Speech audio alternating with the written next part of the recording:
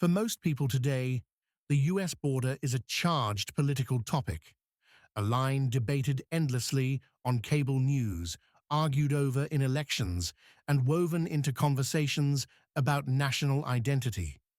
But long before it was the subject of rallies and headlines, the border was something entirely different.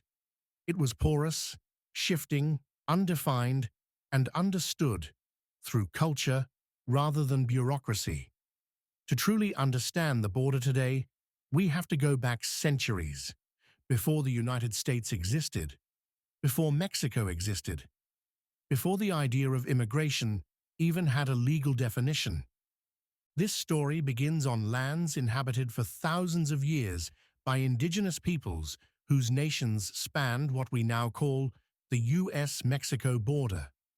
For the Tohono O'odham, the Apache, the Comanche, the Kickapoo, the Yaqui, and many others, there was no border, only homelands connected through trade routes, kinship networks, and seasonal movements.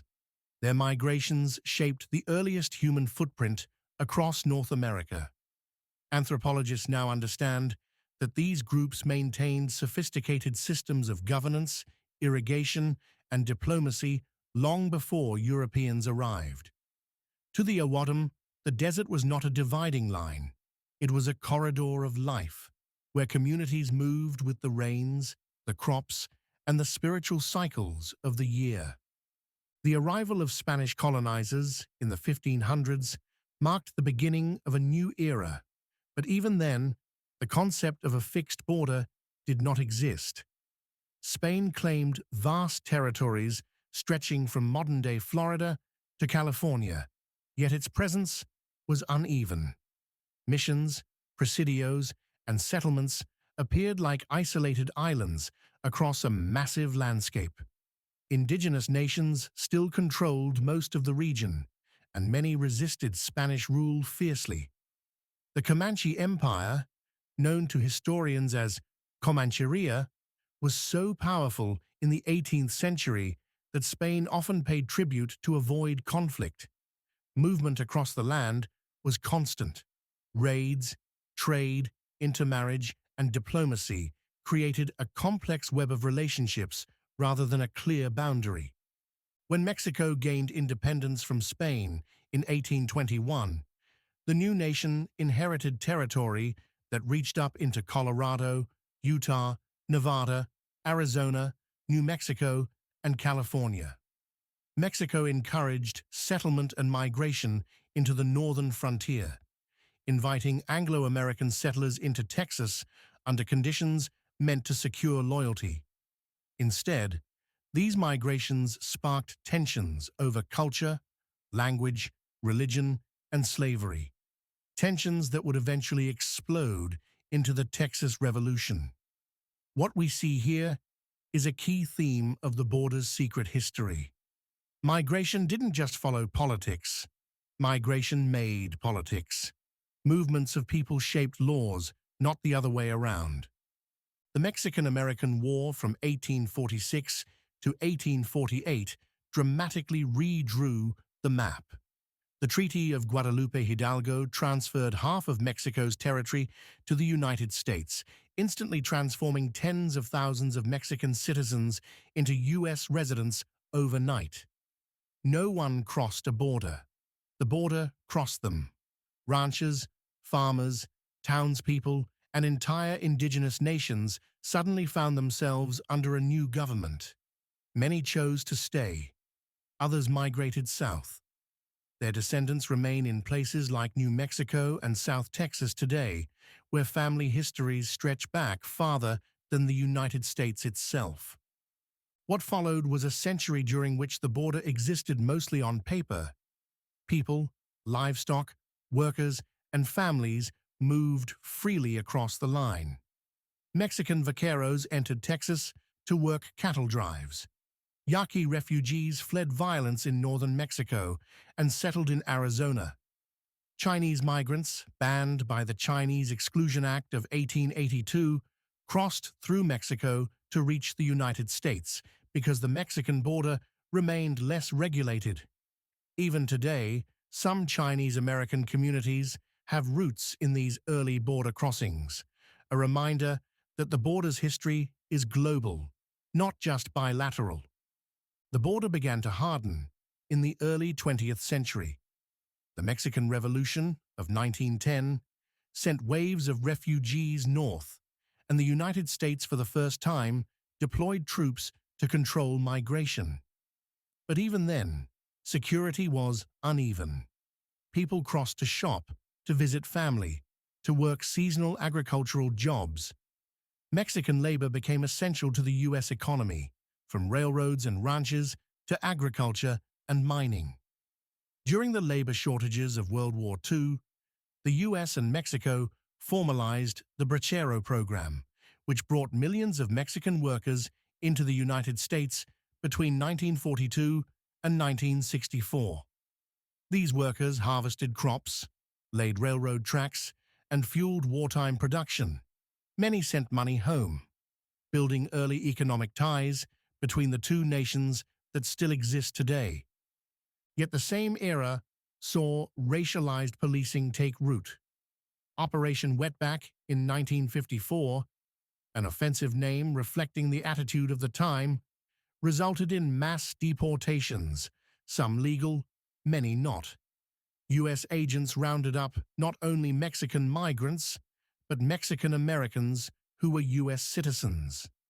The operation created fear and division, but did little to stop migration because the economic forces pulling workers north did not disappear. It was another moment demonstrating that the border has always been more about politics than actual ability to stop human movement. Fast forward to the late 20th century, and the landscape began to shift again. NAFTA, signed in 1994, transformed the economies of both Mexico and the United States. Industrialization expanded along the border as American companies moved manufacturing into Mexico. At the same time, NAFTA displaced many small-scale Mexican farmers who could no longer compete with U.S. agribusiness. Migration north increased, not because people wanted to break laws, but because economic survival demanded movement. Once again, migration patterns responded to economic forces created by political decisions, not by physical barriers. Throughout all of this history, the border was not just a dividing line, it was a cultural engine. Tejano culture, Chicano identity, Norteño music, border cuisine, Spanglish, all emerged from centuries of mixing and adaptation. Families on both sides shared names, food, stories, and traditions. The border created a world that was neither fully American nor fully Mexican, but something unique, something hybrid. In many ways, border culture is the truest reflection of what the United States has always been, a society shaped by constant movement and reinvention. As the 21st century began, the border became increasingly politicized. After the attacks of September 11th, immigration enforcement intensified. New fencing went up, surveillance increased. Migration shifted from urban crossing points to dangerous desert routes, leading to thousands of deaths. Human smuggling networks expanded, exploiting desperate people. In the US, political parties began using the border as a symbol, sometimes as a stand-in for broader anxieties about economics, identity, or globalization. But beneath the politics, migration continued, driven by the same forces that have shaped movement for centuries: work, family, safety, and opportunity. In recent years, the border has become a humanitarian stage. Families fleeing violence in Central America began arriving in large numbers, seeking asylum from gang warfare, political instability, and poverty, shaped by decades of U.S. foreign policy, civil wars, and failed state institutions. Many Americans were surprised to learn how deeply the U.S. was involved in the histories of these countries, supporting coups, funding militias, and influencing political outcomes throughout the Cold War. These histories help explain why migration patterns look the way they do today.